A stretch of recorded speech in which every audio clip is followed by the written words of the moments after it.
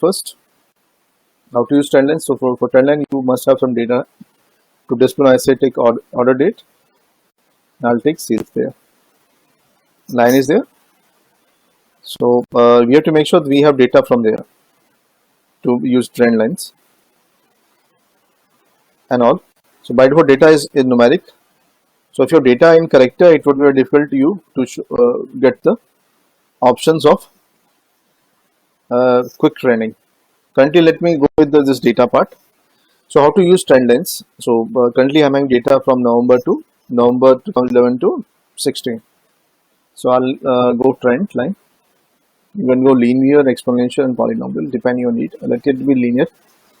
I'm getting a straight line with the equation slope into month of order date into plus the intercept point.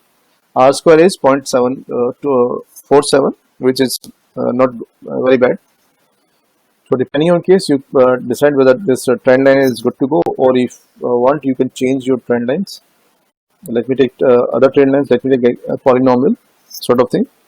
So here you can see the square is different. Now we are having different slopes altogether, then multiply with the different values.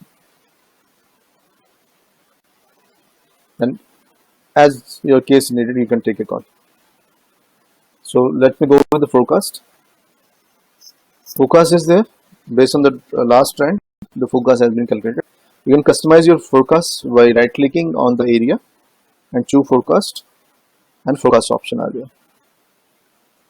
So currently it's showing me 13 months forecast. If you are looking for, I am looking for just a 2-quarter forecast. By default is aggregated by month only. If you are looking for year-wise aggregation and day-wise aggregation, you can choose.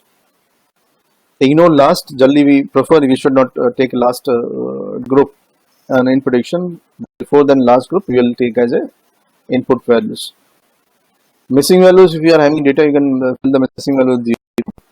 This is a intervals. This 90%, 95% or 99% of CI coefficient interval you are preferring to go. That's there. Forecasting model is automatic. Without seasonality can be taken. If you are saying that I should have a linear outcome as a forecasting, I should not go in seasonality part.